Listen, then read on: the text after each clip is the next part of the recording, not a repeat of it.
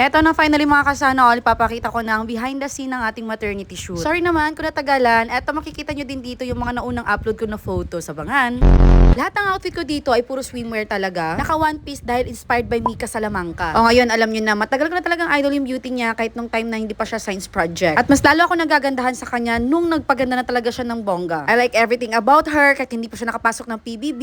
And supposedly hindi sana ako magba-maternity shoot. Kaso biglang nag-PM sa akin ng KSD gown. Sabi niya, "Madam, kailan ka ba mag-maternity shoot?" Ayoko na sanang gumastos pero syempre sponsor naman tayo from KSD. Thank you, Miss Karen. Sabi niya punta lang daw ako doon at namimili ako. But when I get there, puro mga gowns and princess ang atake ng kanyang mga ipapa-maternity shoot sa akin. Tapos di ko ma-imagine yung sarili ko wearing those kasi alam ko naman sa sarili ko na hubadera ako.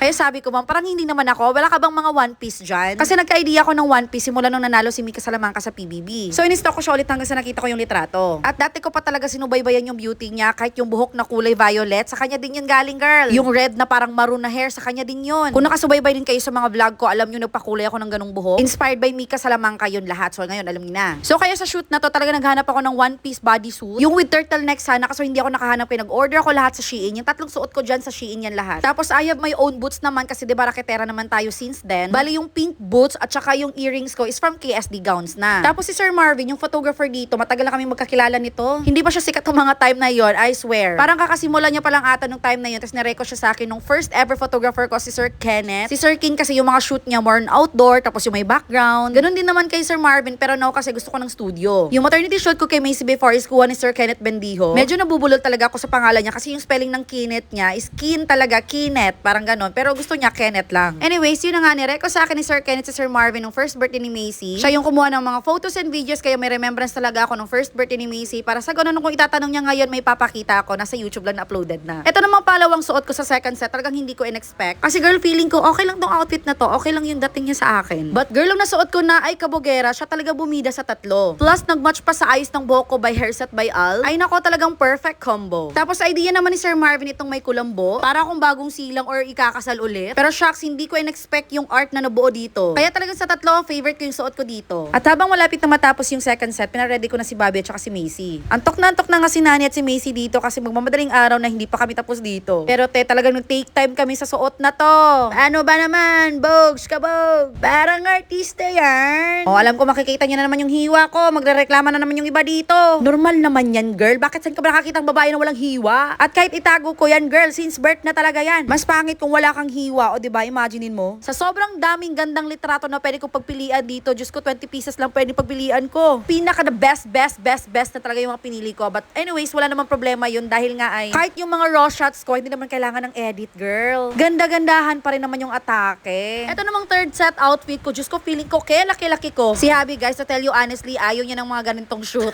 Pero wala siyang magawa dahil pinilit ko siya at dapat kompleto kaming apat, girl. Syempre, pang-apat yung nasa tiyan. Masakit na tuhod niya dito pero for the go pa rin siya. Hindi dapat pwede magreklamo kasi dapat nakikita kaming masaya. Super duper thank you kay Sir Marvin kasi dapat yung 1 to 2 hours na shoot magpas na. Kasi ang dami pang eksena. Thank you din kay Al sa pag-assist ng hair ko every set. At mga 1 month before sa aming shoot, nung napabook na ako kay Sir Marvin, talagang may mga sinad na ako ng mga inspo photos from Instagram. Kaya yun yung mga ginaya namin. Nang sa ganon, hindi kami matagalan sa shoot. Pero natagalan pa rin kami sa shoot. Huy.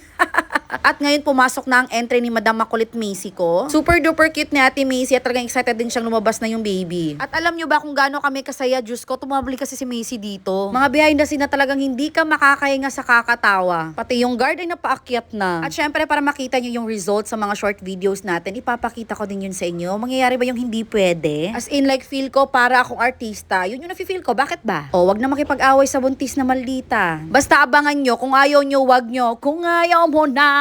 Ayaw nga pala napansin ko at alam ko napansin din yung mga feeling perfect dito. Chares, yung picture na may kasamang ultrasound, nakita yung dalawang kuko namin ni Bobby. Sorry naman sa kuko kung hindi natanggal yung nail gel. Girl, talagang takot akong isa dyang ipatanggal yun kasi baka masugatan ako. At alam niyo naman kung gaano ako sensitive. So hinayaan ko lang siya matanggal alone. No after shoot na kasi di na ako nagka-time before shoot. Kasi parang biglang naging hectic agad yung schedule ko. Nilambing ko na nga si Bobby dito kasi random ko na yung pagod niya kahit ako naman talaga yung mas nakakapagod dito. Oh, flooring pa more. Assist tuloy si Bobby.